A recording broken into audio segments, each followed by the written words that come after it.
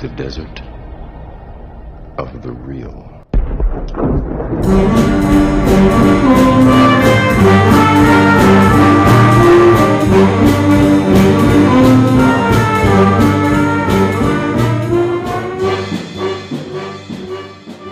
Welcome to the Desert of the Real.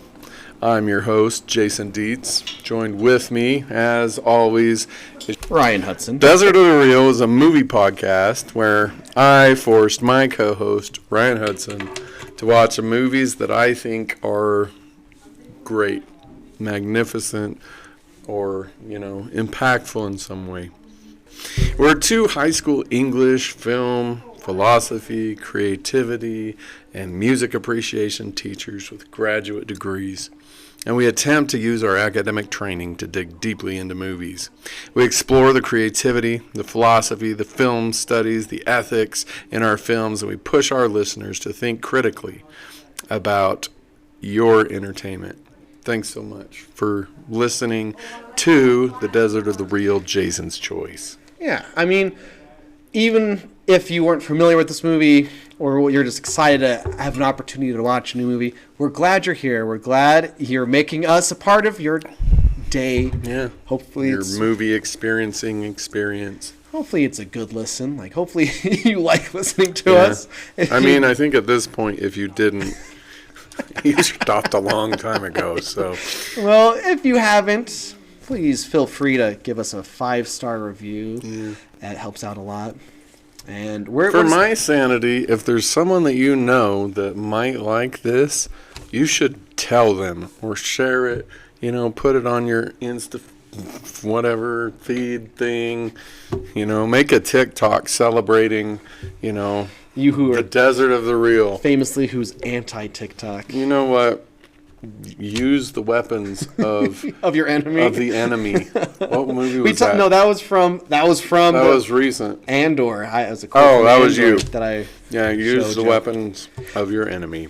Also, we are high school teachers. That was said, but today we are recording in a different location in the high school, and you might hear some students, some hooligans over there.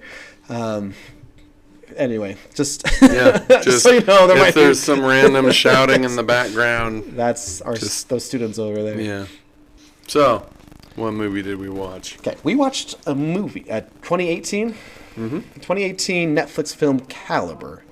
We're gonna do a brief spoiler-free summary, and then after that, we're gonna just dive into the movie. How can you do a spoiler-free summary? Like this. They went on a trip. The end. You can go up to arguably the inciting incident is the thing that happens. Right. Okay, so here's the thing. A spoiler-free summary. There is a man who his wife is expecting, meets up with his buddy. They're in Great Britain and they go to it's a village or just some town that's far away to go hunting.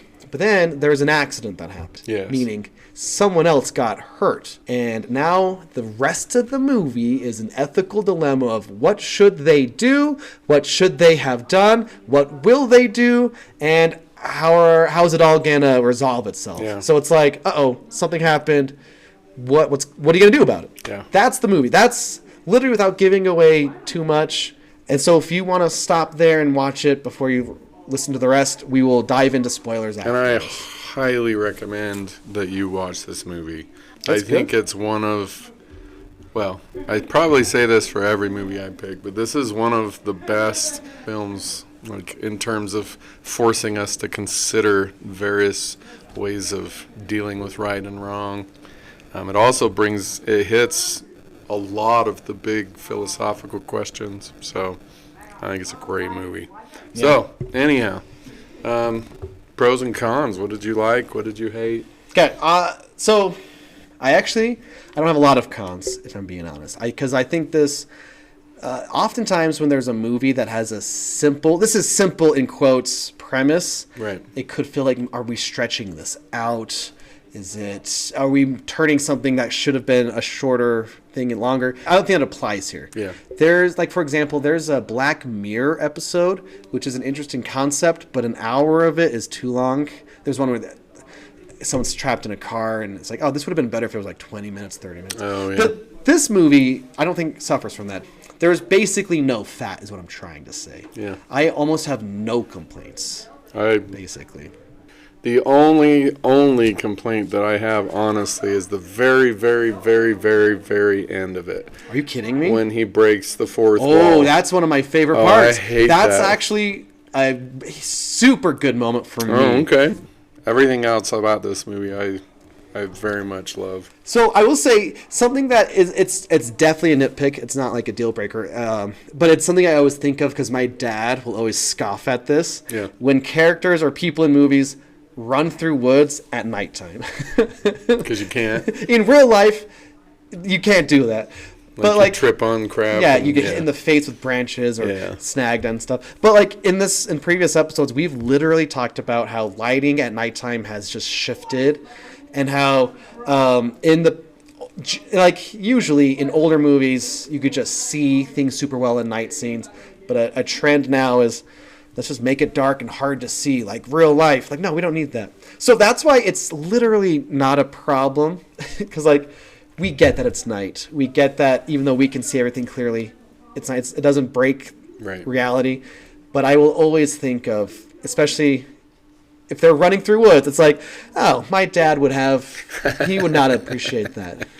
Well, they don't do a whole lot of it. No. So at least there's that, I guess. So what did you like then? Okay. Well, obviously, this podcast is about looking at ethical dilemmas, deep issues. I think this movie makes it easy to think about difficult things. Okay. Besides the big ideas that it forces you to think about. Actually, you know what? Let me just jump into the very ending. The character looks into the camera. Yeah. And it's not just for a little bit. Yeah, it's not a glance. Time. It's a long glance. And this is why I think it's maybe what seals the deal for me for this movie. All of a sudden, because when you look at something on screen and then it's longer than you expect, it forces you to reflect. It forces you to think about things. Sure. A good example is 12 Years a Slave. The character gets hung up by a noose on his tippy toes. And then it's like 3 minutes of this. Oh, wow. A normal movie would cut away. Right. But because it's so long, you're like, oh, yeah, this is all day. Like, we know they said that, but seeing it for just a little bit longer than expected, it seals the deal. Like, oh, yeah, he's like supposed to be like this the rest of the day type of thing. Oh. Or there's everyone's favorite movie, Jenny Delman 23 Quadu Commerce 1080 Brussels. Where yes. It's the entire movie's watching one woman do household chores. But even though that's not everyone's cup of tea, even though it was Sight and Sound's voted best movie ever made, mind you, this is a 3-hour movie. But when you watch her, let's say, just do dishes, and then it goes on and on, and on, you start analyzing the screen without even thinking about it. Like, I wonder what that towel could mean something, probably. There was a weird color of this kitchen tiles here. Maybe that means something. Maybe. Anyway, so my point is, when the character at the end of the movie, he's holding his baby, he stares at the screen, and I guess maybe this is what I thought, and I'm assuming this is what everyone should be thinking about. He's asking us, what would you do? What would you have done? Did I do the right thing? Or did I do something that most people wouldn't do? You start reflecting on those big questions. He's looking into your soul. Like, would you have done better? Would you have done different? Yeah. You're like, I don't know. Okay, it forces you to like, would I have done something different? Yeah. That's what that's a good point. Yeah, because it's just longer than you expect. Yeah. And I love that. Okay, that's a good point. I withdraw. There are no problems with this movie. I love the location of this film. Yeah, it's hard to go wrong with Scotland, I think. Yeah, and like, it's so careful in everything that it does, and like the isolation, we get a very clear sense of it without ever, I don't think ever, having like this pull back away from it, and you see this little town in the middle of nowhere. Like, we feel the isolation, we feel the aloneness, and that even before it starts becoming tense, that's already tense. Like, these guys are outsiders coming into an already very heavily established order, community. Yeah, they did such a good job with that. So I actually, I asked on our X, our Twitter account, Desert of Real Pod. That's because someone took Desert of the Real, so it's Desert of How Real rude. Pod. So I tweeted about this movie, and someone from Scotland responded. His name is A November Man on Twitter. He says, "As a Scot, this is petrifying, however, not unbelievable." Oh, wow. And apparently, something in real life happened with a cyclist getting hit by a car. Oh. You know? Yeah. And it's like, yes, I mean, it's not hard to believe this doesn't happen in real life, where what if you're in the middle of nowhere, like where we live, very rural area. Yeah. If you're in the mountains, no one's going to find you. Yeah. Or maybe not no one, but, you know. It'll be a while. It would be a while. But I asked him about the hunting community. He said that there are a lot of tight-knit hunting communities out there. So, hypothetically, if something did happen to a member, it is super realistic. Like, oh, yeah, where are they? Like, Yeah. they're going to notice it and stuff. Where here in the States, unless you have, like, a big, I don't know, a close-knit community or people know where you will be specifically, you might not Be missed. Yeah. be missed immediately. Yeah. You know what I mean? Yeah. So Yeah. it's kind of frightening that maybe stuff like this happens. Yeah. It is. Yeah. It is. I love how careful, I already said this, but how carefully it sets itself up. Okay. Yeah. Like everything that happens later was already set up before. And we talked about this early, I think, in the Marvel movies, where everything, for me anyway, everything needs to be logical. It needs to proceed out of something that has already been established. And there's nothing that happens in this movie where I'm like, really? Is that real? Would that? No. It all has been seeded. Mm-hmm. Like one of the crucial events in the movie is when somebody's pissed off dad goes and slashes the tires of these two hunters. But it could have been like, oh, they were just getting ready to flee, and oh, now conveniently they can't. Their tires are slashed. No, it was set up multiple times before. Like when he first encounters that guy's daughter, somebody's like, you really should just leave her alone. And then somebody else warned him, and he's like, oh no, I'm good. And it set up the cocaine thing earlier too. Everything is seeded so well. So I love this. So like the only thing I knew about it was a hunting accident. They shoot someone on accident. Right. A little boy. Yeah. So I was trying to pay attention to the choices. So one of the first choices the guy makes, the other guy, is if he would have a drink with the girl that he just met. Right. Because we know he's married. Yeah. Or his fiancé, I guess. So that's like, oh, here is our first glance of how does this character make decisions. Yeah. So he did say yes, but he was still good enough not to, do anything else. They just talked, or I guess. Yeah. Yep. So it's like, it's everything is thought out. Yeah. And I think I read, there's not a lot of backstory to like the production here, but this movie took like 6 years to make. Oh, wow. From initial concept to writing to whatever. It took a long time to actually come together. It's a fine wine, then. Right. Yeah, but now the director, he needs to make something else. He hasn't done anything else. This is a fantastic film. Okay, so there's a couple just movie things that I appreciate that I think are things to keep in mind as you watch movies. The language of film here. There's Vaughn and Marcus. Vaughn's the one with the baby on the way. Yep. There's multiple times where Vaughn is framed within a frame. So, for example, when he's talking to the girl at her place, the camera is over here, and he is shot, I don't even know what it is, maybe a chair or something. But there's just a black frame of surrounding him. It happens in other places too, but that's like saying either maybe he's like trapped, or he feels trapped, or he is confined or in some sort of symbolic prison, maybe because of his choices, whatever. But there is visual language, that's adding to the subtext, which maybe not everyone thinks about. But it definitely strengthens the message. Also, something I thought that was cool, when they're going into the forest, you get this shot of the trees, and then they shoot the kid and the other guy, and then they run away. Then you get the shot of the trees, and I interpret that to be like, ooh, the trees are watching, or even though there aren't people watching, it was witnessed by the forest. Like the world knows what happened here. The trees are looking down on these people, which I thought was cool. I didn't notice it after that, but those two mirroring that one tree moment. shots, yeah.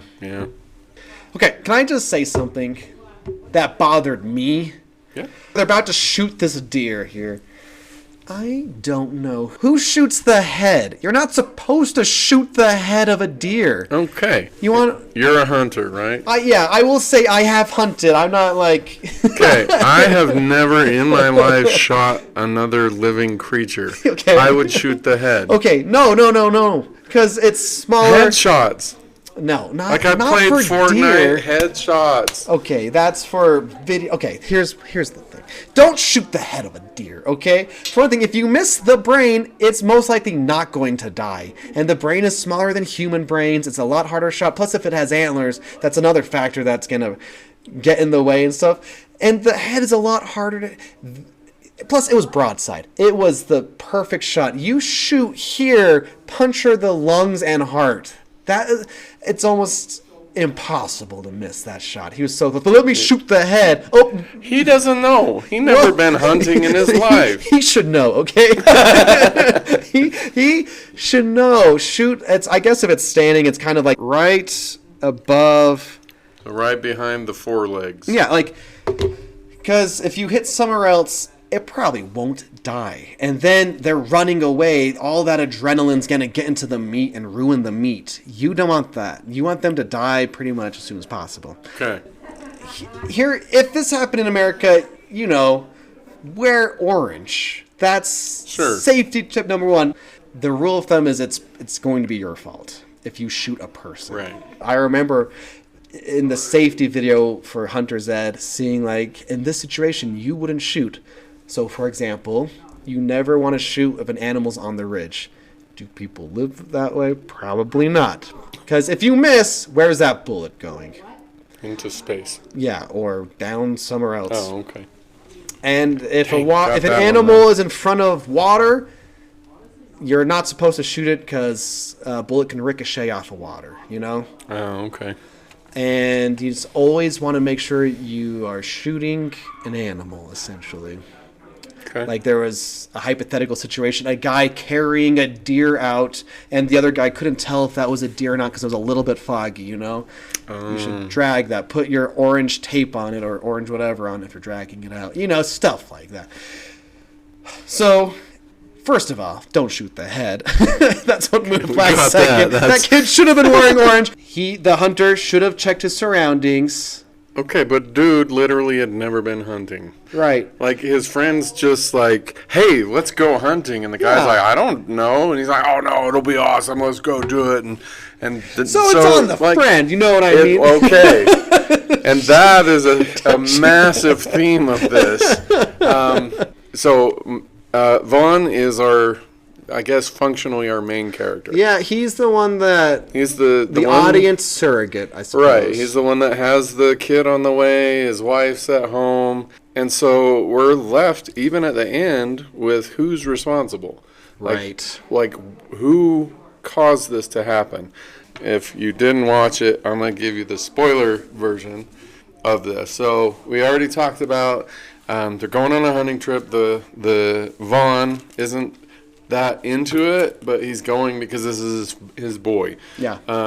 He flirts with this other girl. From the town that they're staying in. From the town. They get there. They're hunting illegally. No, they're not. Yeah. Vaughn is, because he didn't bring his gun. Oh, yeah. And so apparently in the UK, you can only shoot a gun that is registered to you. Oh, right. Yeah. So it's an illegal shot, which becomes important later when he digs the bullet out of the kid's head. Yeah. And then we have the accident. He shoots a child because the deer moved last second. The deer moves his head. The kid was standing behind the deer. Boom. So up until that point, there's not really a whole lot. And so we're at this perfect moment. We have Vaughn is cradling this kid. He's like crying. And the dad of the kid shows up. Okay, yeah, you're right. So it's nothing. I mean, it was an accident. I haven't done the wrong thing yet. Right. Besides the accident. Right. So we have this moment. So the dad shows up, and the dad is going through the obvious emotions that any loving father would be going through. He picks up the gun that Vaughn shot his son with. He's not aiming it at him, really. He's just kind of holding it and trying to comprehend. Marcus then shoots the dad. The dad points the gun at Vaughn. Because I wrote in my notes, it's self-defense, even though it's only because his child was just shot. Right. Okay, so if it's self-defense, then we still don't have an ethically questionable choice. Right, but there's now 2 dead bodies. Right, now we have 2 dead bodies. Oh, by the way, if that was a 270, there would have been a lot more blood damage to a body. Well, that's another thing I appreciated about this movie, because I don't like gore in my movies, and this kept it pretty minimal. Yeah. Even though it could have been not. So we have these 2 dead bodies. We have Vaughn having shot illegally. Yeah. And at this point, we could be like, let's just report this. It was an accident. It was self-defense. And this is the moment where the ethical questions start. Because Marcus's reaction is, no, we're going to go to jail no matter what. I can't go to jail. I don't want to go to jail. Do you want to go? Your kid won't see you. We're going to jail. And he starts dragging these bodies away to hide them. Yeah. Right? This is the moment in this movie where the paths diverge. So we could have Vaughn say, no, we're not doing that. Hikes back, goes to the police. Maybe they go to jail, but almost certainly not, because it was an accident. It was self-defense. Mm-hmm. So Vaughn... But that's the whole thing. Like, right. What's easier or whatever? Yes. Do we just walk away? So the ethics of it's easier versus it's right. Yeah. So Vaughn elects to do nothing. He just watches Marcus drag these bodies off and follows him. That's an ethical choice that I feel like happens over and over in this movie. Mm-hmm. And I feel like one of the reasons why I wanted to watch this with our audience is for us to realize that making no choice in an ethical situation is making a choice. Yeah. If you opt to just let whatever is happening happen, you have made a choice. So Vaughn makes the choice. They hide the bodies. They don't report the accident. In fact, they just kind of play like, oh yeah, we just didn't get anything and it was a sad hunting trip and whatever. But yeah, I mean, that's why I like the ending where he just stares at the camera like, what would you have done? Right. So this is our first what would you have done? Right. So then Marcus is like, okay, they're going to find those bodies eventually. We need to go back and bury them. And because, like we said earlier, it's a close-knit hunting community, they would have known who did it, basically. Well, up until a little bit later, they're assuming this is just some rando and his kid out camping or whatever. So they go back and they bury the bodies. Yeah. So Vaughn again is like, I'm not doing this. This is wrong. I don't want to do this. And again, Marcus just kind of hands him the shovel and says, you got to help me. I'm the one that's going to go to jail. They're both my guns. They're going to trace it. Yeah. So that is the moment where Vaughn starts making active choices. So he starts digging. Yeah. And as soon as he starts digging, he has left the opportunity behind to, quote unquote, make the right choice. Right. Initially. And so then they are in the process of burying the bodies. It's Vaughn's turn to dig. Marcus realizes, oh, hey, the bullets can be traced to me. So he's looking around. He finds his shot buried in a log, and he digs it out. Yeah. And he's looking for Vaughn's first shot, the one that hit the kid. He can't find it. He realizes it has to be still inside the kid's head. Right. And so here's another moment. Vaughn, and this is a moment where Vaughn is actively trying to make the right choice. He's like, no, you are not digging that bullet out of that kid's head. And Marcus is like, yes, I am. Otherwise, I'm going to go to jail if they ever find blah, blah, blah. And they actively fight. Yeah. But Vaughn ultimately, again, opts to do nothing. Like, there's a physical altercation. And so Vaughn allows Marcus then to make another choice. Mm-hmm. And so this is this careful step down, step down, step down, step down ethics. Yeah. Then they go back, they lie to various people. Yeah, we have to make sure people see us up north. Right. And then they find out who it was. Yeah, when they're at the table and they're like, hey, so-and-so, have you heard from him? They're like, oh. Yeah. Yeah. It's the mayor of the town's brother-in-law and nephew. Mm-hmm. So now the stakes are significantly higher. It's not just some rando that they might eventually find. It's someone that's known and loved and part of this tight-knit community. And so we have this great scene with Marcus and Vaughn in their room arguing, and he said, everything I did to protect us. And then he later said, I did to protect you. Yeah. And so that's an ethical question. If you are doing something to protect yourself or to protect someone that you love, does that change the right or the wrongness? So this is loyalist ethics. Yeah. So was it right because he's supposedly trying to keep Vaughn from going to jail so he can know his kid and be with his wife and whatever? Uh-huh.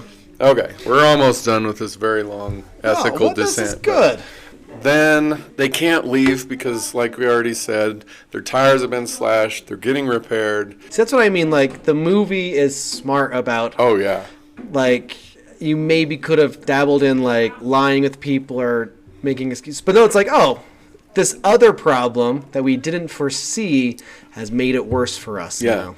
Which was our fault. Yeah. Like, if he would have just listened and not flirted with the girl and not gotten her high, it wouldn't have happened. So they have no car. It's being repaired. So this town invites them to this festival.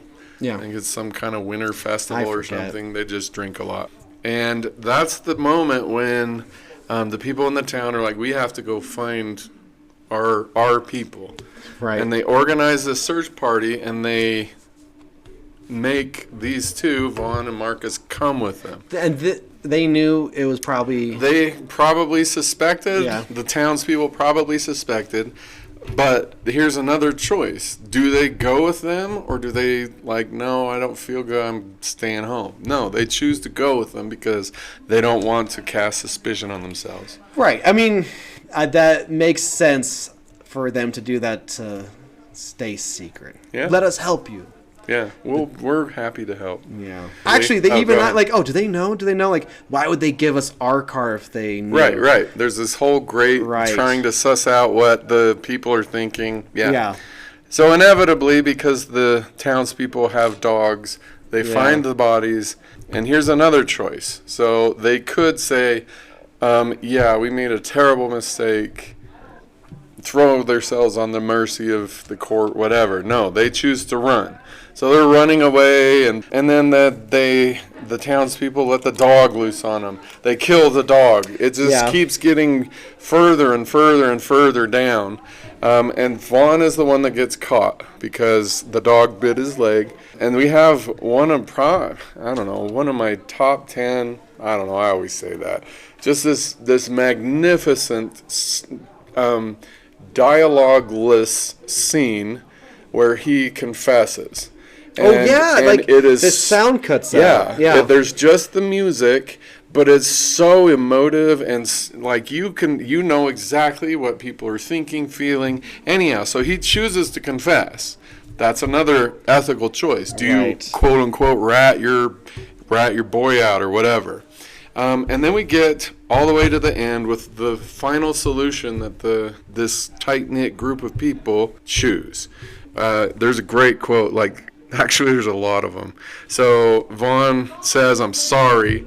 Logan, who is the mayor, says, that's not that's not going to be enough. Hold on. It's not going to be nearly enough. You know know what he's from? No. Like, he's in an episode of Doctor Who, which is like, and one of the best. He's Vincent Van Gogh in the really? Doctor Who episode where they go meet Vincent and. Oh, wow. And it's like one of the best episodes. Yeah, he's a ever. great actor. And even though he's in tons of things. Yeah. I was like, oh, Vincent Van Gogh.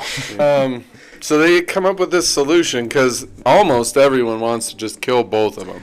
Right. And it's like, it's a mere thing. The accident happened, no one's around, and now they have these two guys isolated. No one else would know type of thing. But that's the thing. It's not like people know these. No one else knows these two guys. Right. And if they were murdered, no one would know, you know? But they would know because, right. Yeah. And so Logan, who is our critical thinker, he's like, we can't do this. Right. Like, this guy's got a wife. This guy's at college or whatever. So they're going to find out. They're going to come looking. Yeah. And this town will never be the same. And so the solution they come up with is, since Vaughn was not the guy that shot the people, it wasn't his idea to bury him, it wasn't his idea to dig the bullet out, it wasn't his blah, blah, blah. He has got a baby on the way. He's got a baby on the way. They allow Vaughn a final choice. Yeah. His final choice is either you can shoot your friend, like kill your friend, and there's other quotes like, this can only be paid for in blood. So you can shoot your friend, that will pay for it, and we will come up with a story and allow you to go home. Or they both die. Right. And so here's Vaughn's final ethical choice. Yeah. He chooses to shoot Marcus. He goes home, and I guess there's one more. He chooses not to tell anyone anything that happened. Well, And then we have that scene that you love, and now I can appreciate at the end, where he's looking directly at the camera, holding his baby.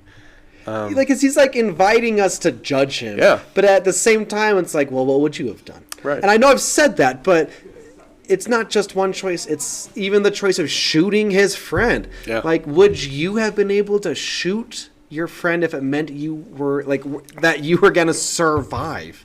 Yeah. Like, they would have killed you, and people don't like to die. Like, historically, and even in our fiction, people are just so resilient. It's like, it's almost tempting in specific stories and in books or movies. It's like, wouldn't it just be easier to die? But no, people will survive and do what it takes to survive. Yeah. Even if you don't think you have it in you, you will make choices that mean you're surviving. Yeah.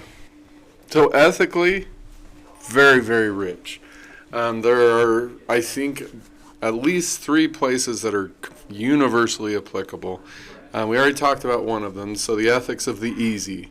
So anytime you have a choice with an easy option or like multiple options and they're easy to hard or whatever, simply by virtue of it being the easy choice does not make it the right choice. Or it's usually not the easy choice to choose. Because hypothetically, even before they shot the dad, they would have had to go confess to an accidental murder. Yeah, for sure.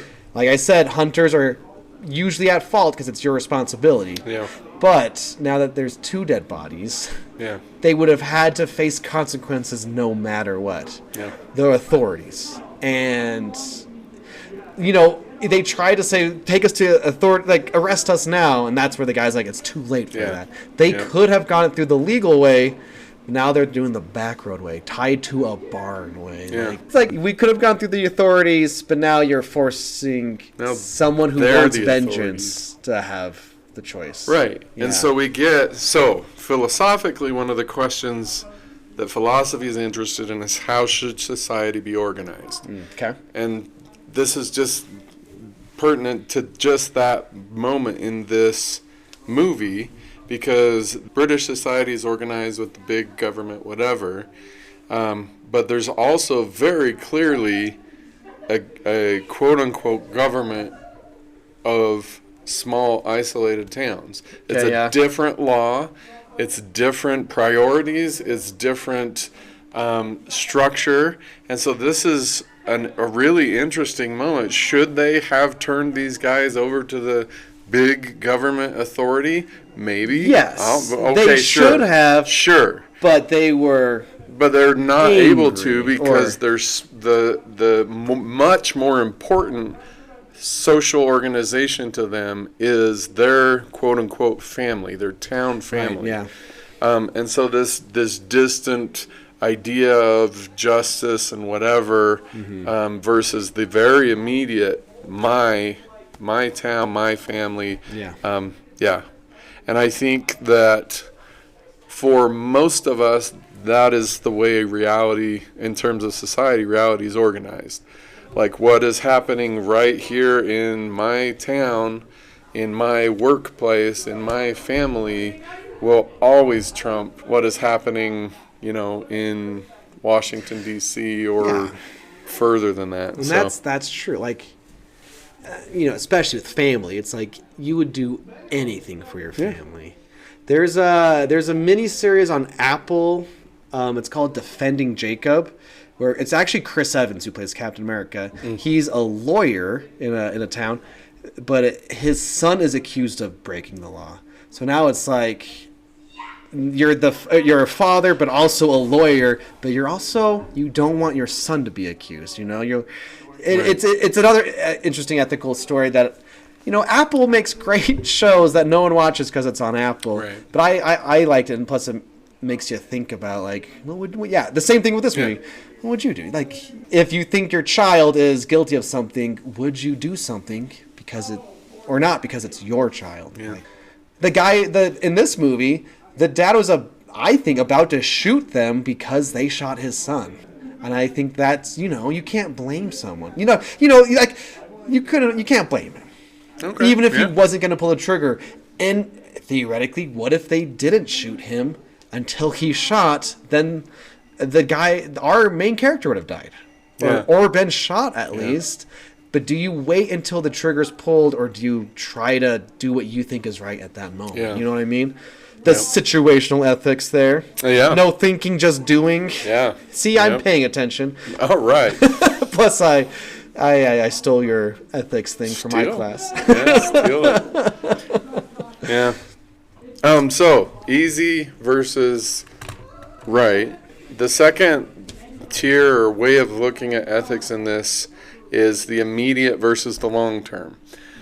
So, people who aren't trained ethically or who don't think critically tend for easy and immediate versus difficult and long term. Yeah. And so in this case, again, if Vaughn was in the wrong, he was in the wrong because he chose the easy over the difficult, and also because he chose the immediate over the long term. Yeah. And that's not always true. Easy isn't always wrong. Immediate isn't always wrong. But the problem that occurs here is that was the default. There was no critical thinking. There was no weighing of the ultimate consequence. It was just, I default to easiest, I default to immediate. Because, I mean, the friend didn't allow them to critically think. Like, no, like, right. Don't even think about contacting authorities. We literally, the only choice is to run. Yeah. And so, well, let's finish ethics, but Sorry. I want to go back to that. Oh, and by the way, listener, I have a take. I'm so excited for I've this. told Dietz this might be the best take I've ever had. I'm really excited. I'm really excited for it. So easy versus difficult, immediate versus long term, and then we have known versus unknown. Right. And so we have, he always defaults to the person that he knows and what that person wants over, what the family or the town or the whatever would want. And so, again, I choose the known. I defend mine. This relationship or this moment is more important than the potentially bigger, potentially more important, but more distant emotionally from me. Right. Because, like, for example, defending Jacob at a certain point, like, the dad's like, no, he's a good kid. he didn't do this thing. But then at a certain point, they find on his computer a short story written by the kid about killing someone, and it's like, so like now it's like, yeah, but that doesn't prove anything, right? But it's like not looking good. But you also, like you were saying, it's like, but this is Mike, and this is my. I'll do whatever it takes. Anyway, Yep, the known. Let's protect the known. Protect the known. But our character in Calibre hypothetically could have told someone when they got back. He could have, but he's stuck with the known. Yeah, he's stuck with the immediate. He's stuck with the easy. And we get the impression that our main guy is more reserved, more introverted, and I think it's easy to, as someone who is introverted myself, it's easy to cling to the extroverts who like adopt us socially, and like you get the impression the friend is like that. Oh, I'm good with the ladies. For sure. I like to party and drink. So but he's just defaulting to the one who's usually more outspoken anyway. Yeah. So are we ready for your massive take, or do we want to go into philosophy? I actually, before my massive take, I have something else. So many, many moons ago on this podcast, we recorded maybe still our best episode, Winter's Bone. Yeah. A movie by Jennifer Lawrence. In another, I don't know if that's as ethically deep as this. No, it is not. A mystery. Anyway, Winter's Bone, I brought up something as a joke, and I'm actually going to use it now for realsies this time. When I get back from murdering people, it was self-defense until they didn't say anything. Then it became murder. Okay. Is that fair? Yeah. It was an accident, self-defense, and then it's murder when they don't do anything. Yeah. They come back, and they get invited. No, let's go to the dinner. Who's there? People who want to talk to us, invite us to their table. The dinner scene. They're eating something that's super rare meat. It's super bloody, and it makes the guy throw up because he's also racked with guilt. Right. You know what I mean? Yeah. I didn't have to read this in college, but I remember talking about it in an English class, how eating scenes in film, dinner scenes, is a form of communion. Okay. So what do I mean by this? Let me explain. A lot of textbooks that have this. The one I'm quoting from comes from Read Like a Professor, which I know is really good. It's called Nice to Eat With You, Acts of Communion. The author argues that in literature and movies, when people share meals together, it represents an act of communion. Since taking in food is a personal act, people tend only to eat with people they are comfortable with. It represents a marker of community, in life as in literature. While the word communion has holy connotations, in literature, a meal can represent any kind of communion, holy or decidedly not. In Raymond Carver's Cathedral, which I had to read in basically every English class in college. In Cathedral, a short story, the act of sharing a meal with a blind man helps the narrator overcome his dislike of people with disabilities. Since eating is something we all have in common, the narrator realizes he has things in common with the blind man, which allows them to connect. Sometimes meals go wrong, like, for example, this movie. Because, eating is kind of personal. It could be messy. Everyone does it, though. So when you eat with someone new, you might be eating different than someone you're familiar with, you know? Anyway, so sometimes meals go wrong, which emphasizes the inversion of the trope or a violation of expectations. So just like how water scenes in film are usually a depiction of a rebirth or a rebaptism, so like when someone is in the rain or has to go swimming, pay attention if that's like, oh, are they like a new character on the other side? Have they been reborn? Yeah. Pay attention to eating scenes. Are they letting their guard down? Is it a test? Is it something that proves successful? Is it utterly wrong? Meal scenes are to help identify plot, character roles, relationships, themes, conflicts, and many other aspects. So if there's a meal scene in your book or movie, look deeper because it might hold great significance. Cool. Yeah. And the meal, it's just a good example of a meal going wrong and probably the start of them suspecting it. You know what I mean? Yeah, almost certainly. Yeah. Were you at all familiar with any of that? You probably read things like that. No. Okay. No, that was really cool. Yeah. It's really interesting in this movie because a lot of uncomfortable things happen. Yeah. But for me, my experience of this movie, having watched it 5 or 6 times, that dinner scene is always the most uncomfortable piece of this movie. Oh, interesting. And now that gives me a reason why it's so uncomfortable. Because it's supposed to be this communion between friends, or, you know, a sharing of breaking of bread or whatever. Yeah, exactly. But 2 of the people at this 4-person table are there under false pretenses, or, you know, taking communion unworthily or whatever. So right. yeah, that is super interesting. That's why it's uncomfortable. Sorry. Well, no, I interrupted, but they were invited to eat, and their dinner was paid for. Yeah. So it's like, hey, you're basically our brother. You're our or guest, brothers. or brothers. Yeah, but 2 of them are not. That's really cool. I have another insight, and then I'll let you do your thing, and then I have the grand. There's a line at the beginning of the movie, because he's about to have a baby, where the friend says, the last moments of freedom, basically. Yeah. And it's just proving how clever the script is. Literally, these are the last moments of freedom. Yeah. Anyway. Yeah, for sure.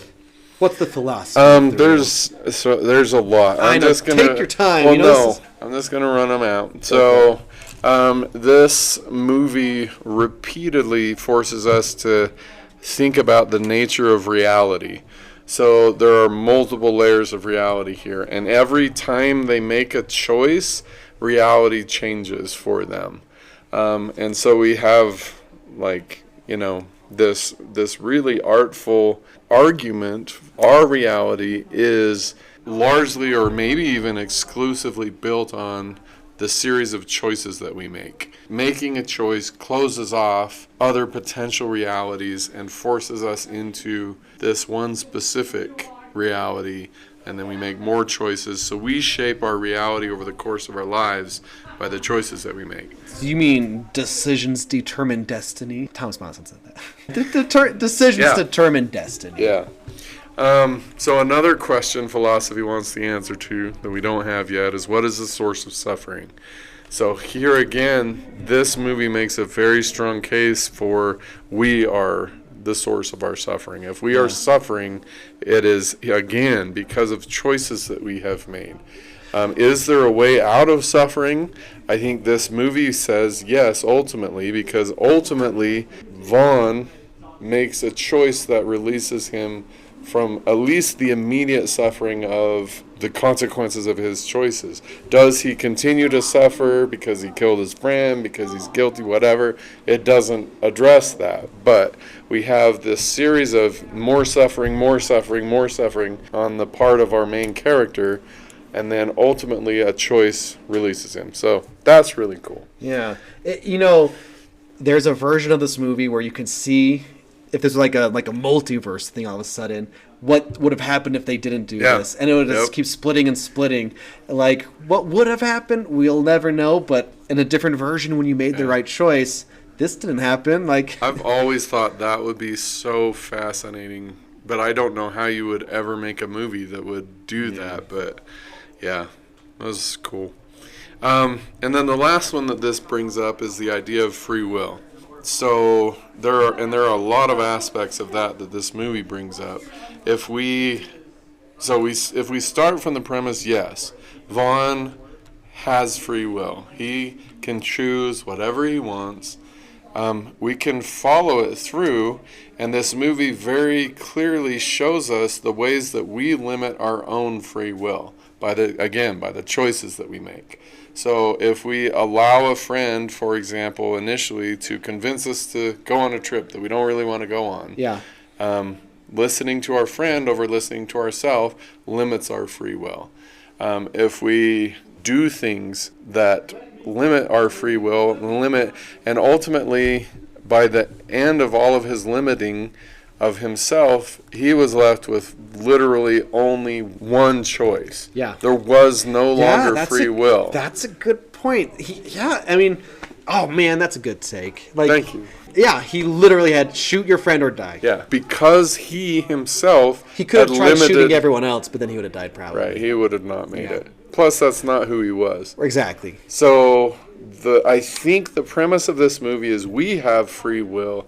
We are the ones who either restrict our free will through our choices, or we use our choices to increase our agency, which we don't see. Like in that multiverse version of this. Yeah. There are in like every single place he could have made a different choice that would have opened up more free will to him. But he consistently made the choice that limited and limited and limited. Anyhow, that's the philosophy. Well, but like he will always be in a prison mentally. You know, I don't think he'll ever be okay after this. Yeah, you know what I mean? I'm pretty sure he wouldn't. Like, that's part of once again the staring into the camera re-emphasizes I can't leave this. I'm not okay. I'll never be okay. Yeah, you've convinced me. That's a great ending. I just love it because that was for something that was like a deal maker for me, but a deal breaker for you. But now yeah. So, anyhow, hopefully, when there's choices that need to be made, we think about these things. Yeah, and they're that's the whole point of this. Exactly. Like, they're most likely not going to be as dramatic as this movie, but that's why this is like a tall tale. Like, the whole point of fables, I guess this is kind of a fable. It's, here's someone that did a wrong thing so you can learn better type of thing. Yeah. This is, like Little Red Riding Hood shouldn't have talked to that wolf, you know? Right. So it's just like, if we're thinking about the movie, makes us, like, hopefully art influences us, or else we're just watching it passively. Right. Or, I don't know, it's hard to maybe say every movie should impact you, but at the very least it hopefully makes you think about yourself. Especially this movie though. Yes. Anyway, I love that's my favorite part about this. It makes you think about what are you gonna do. Okay. I'm kind of proud of myself for this. So Calibre is what this movie is called. Yes. There are two definitions of the word caliber. Okay. The one used for this movie involving guns, the internal diameter or bore of a gun barrel. Okay? Each bullet has a different caliber. But the other definition of caliber is the quality of someone's character or level of their ability. So before the accident happens, it's like, oh, I forgot my bullets. Can I just use his bullets? And the friend says, you can't change the type of ammo. It'll blow up in your face. Which is true. Gun safety. Okay. It's important to know what ammo to use. It can literally blow up in your face. So, just like you can't change the caliber of a different bullet, you can't exchange the caliber of a different person. That's a great take. Literally, if you do I don't know what type of person you can't just exchange a personal caliber. You are who you are, and hopefully you're a good person because you can't change who you are. You, like the definition, like in the moment, you can't change especially if you need a moment that needs a better person. The quality of someone's character or level of their ability. You can't exchange your character. Especially when it's convenient or easy, like you were talking about. That's great. It must, besides being a pretty cool title name, I'd like to think that went into it. Yeah. What's the caliber of your person? Yeah. So the moment to change your caliber is way before you get to the moment. Yeah, right? exactly. Yeah. That is awesome. Yeah. When I thought of that, I was like, I can't wait to tell. And it was a little tempting to tell you at lunch or whatever, or in between passing period, but no, that's a perfect ending to this. Yeah, and I think this movie is super well rounded. It's well thought out. It's super worth your time. Just like the last movie we watched on Netflix. Anyways, I think sometimes when a movie doesn't have super big stars or doesn't get a theatrical release, there's a tendency just to downgrade it. Oh, it was I Am Mother. Oh, but no, some of these movies are worth your time and really good. Yeah. I honestly feel like my life is richer, and I have a better understanding of, what it means to be a critical thinker, what it means to be interacting successfully at the world around us because I've watched movies like this. Yeah. I like that. You know, I Am Mother and all, but pretty much all of the ones that I recommend that are not the blockbusters, with the exception of Mystery Man, probably. Hey, but Star Wars can make you a better person. Actually, that's true. Now that we're entering the, the original, I can, confidently say that Star Wars has made me a better person. Yeah, because our next movie at the podcast is the first Star Wars ever made, A New Hope. Yeah, which is going to be fun. I guess the dessert of the reel was that dinner scene. Yeah, the bloody venison. Yeah. Do you have any recommendations of the reel? Oh, man. In terms of just like the power of choices, I think there are a lot of really, really good ones. But this probably I would never watch any of the Saw movies unedited ever. Yeah. But I will say that the first 3 Saw movies, in terms of what we've been talking about here, I think are fantastic films. Yeah. Because in all of those movies, it just reemphasizes how are you using your free will? Like, what is guiding the choices that you are making? Are you making the easy choice? Are you making the immediate choice? Are you making the close choice or the local choice? Yeah. And Jigsaw's entire reason for doing what he's doing is he wants people to consider the hard thing might be the valuable thing. The long-term thing might be the most important thing. The needs of the greater community or the bigger picture might be more important than your own personal needs. Yeah. And so all, like, outside of if they're a slasher movie or whatever, I think they do a great job of teaching us, maybe we need to be bigger than ourselves. So I don't know. But I don't. If you're not going to watch them edited, I don't think I would recommend them. Because I'm sure that they are just absurdly, disgustingly I've only seen bloody. the first one, and the first one is not what the later movies turn into. Yeah. I do know so that. if you're not going to use VidAngel to watch them, I would not watch them. But Okay, I have a recommendation of the reel. Okay. Because when you were talking about choices and it affecting destiny, it made me think of Everything Everywhere All at Once, which is a So personal good. movie I think I've even talked about because, it's about, are you happy where you are? But maybe you should be, just because things aren't what you think they should be, there's still a lot of good. Yeah. I do recommend that, even though there's some goofy, silly parts that maybe go into ridiculous territories. A movie I just watched is Robert Zemeckis' Here, which is now on Netflix. But it's like not just one family, but an entire... The whole movie is from one perspective. The camera doesn't move. And when I told my wife that, she's like, I don't want to watch that. But she even said, no, that kept my attention the whole time. Oh, wow. Because you see frames coming and going of, like, Tom Hanks' family growing up, but like the people who lived before them, the people who live after them, the people who lived before the house was even built, like some indigenous people walk through the area. Benjamin Franklin's son is just riding a horse through like the time. Yeah. But the point of the movie is like this time is just nonstop. Like he keeps saying like, man, where does the time go? Because he has a baby, she's a kid, a teenager moving out of the house. And not that I've experienced all that yet, but even though my kids are only a few years old, I'm like, man, how did you get so old? Yeah. And it's kind of like just appreciating our moments right now and not putting things off. If this is your dream, don't make excuses not to do it. Make choices. See, that's where it's tying in. Mm-hmm. Like, our lives, we're not going to, most likely not going to have these big choices of hiding a dead body. But that doesn't mean there aren't choices throughout our entire lives about how it will impact our lives and affect our family and our house and stuff. Yeah. I loved Here. Some people don't, and I am actually a little flabbergasted because there's no other movie like it. Yeah, I might watch it. I've never heard of it, but I really liked it. I guess I get it if people don't like it, but I was really moved by it, if I'm being honest. Cool.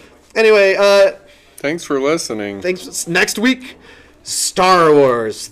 The one, you've seen it. Oh, yeah. You've seen these three? Well, many times with my dad. Yeah. And not with my dad, but And what are we going to add to the conversation? probably nothing. I don't know. They might be real short. Being honest, I don't know. There's a lot of people have said a thing or two about Star Wars, so. I loved Calibre. Thanks for recommending it to me. You're very welcome. I love it, too. Yeah, it's good. Like I said, I've seen it, I don't even know, probably 6 or 7 times, and every time it's still valuable, it's still impactful, it still makes me think. Yeah. Yeah. Hey. Enjoy it. Hopefully you enjoyed it. Yeah, and be a good person now for when tough choices come later. Prep now for the big, difficult choices later, for sure. Anyway, we love you. We do love you. Thanks for listening. Bye.